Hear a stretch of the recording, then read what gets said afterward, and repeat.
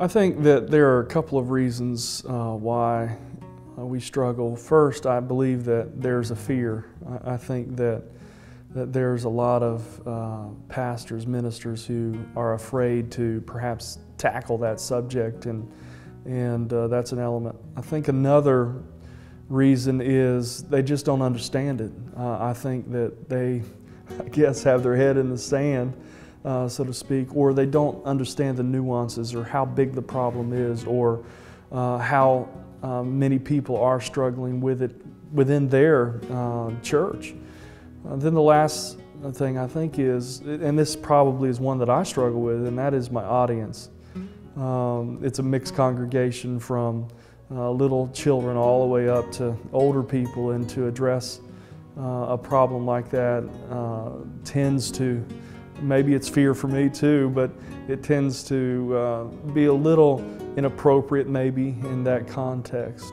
They're trying to grapple with the idea that Christ delivers us from sins, but at the same time there's still the struggle that these guys have with pornography, and they can't seem to pull the two together. You need somebody to come alongside and help remove those barriers or those lies that happen to be in your life, so that then you can live a victorious life over this struggle. I think no one likes to be judged, and even though we talk about forgiveness and grace, and we mean that sincerely, the problem is we as people can't help but judge. We can't help but respond that way. Only God responds with absolute grace and love, and we need to get better as a church at first saying, hey, you belong here. This is the place you need to be, just as you are. Where they think maybe they'll be scorned, they'll be cast aside, they'll be ostracized. Hey, don't look at that guy, he's into pornography. But I wonder if that's not more in their minds than it is a reality today. The church seems to be a little more open. Hey, we want to help you. At least the church should be. As a pastor, I know I'm always trying to create a culture, create an event on the weekends where everybody feels safe. Families, women, teens, everybody.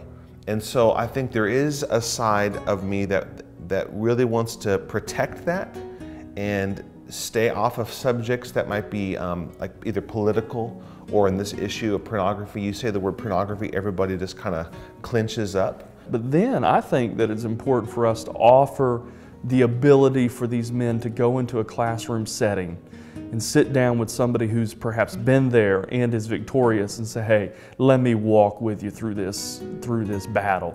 Let me share with you, you can overcome this. This is not going to define who you are for the rest of your life. You can be a victorious Christian. How are we bringing liberty to our men? How are we doing that? And so I'm ready as a pastor to find something. What is a tool that we can, what is a place, a safe place for men that we can talk about this openly? And through the resources that Dave Bowerman and Melvin Adams have compiled, I believe that they can help a church. They can come alongside a church and help them to address this problem in a way that is appropriate, but in a way that's powerful and germane to the lives of the men in their church. About 2 years ago, Dave, who wrote it, started it right here at Christ Fellowship up in Stuart. And without even promoting it from the platform, without even having a finished manuscript, just relating with guys and the guys that we knew, we opened up a Sunday morning class, which is one of the hardest times to have a class for men. And 55 guys came out. And 55 guys stayed through the whole several weeks of the class. And it was so good. And what was great, because I was even in there myself, because I wanted to model what I wanted my guys to do. And there weren't just a bunch of broken guys that were all messed up. There were some of our top leaders, the fathers and the husbands that were there. And it was, you know what Higher Pursuits did is it created a place where men could come together, and it was like a celebration of we're together in this. And there's a strength in community. And so Higher Pursuits, the curriculum is great, but what I really love about it is it just creates an opportunity for men to come together and support one another.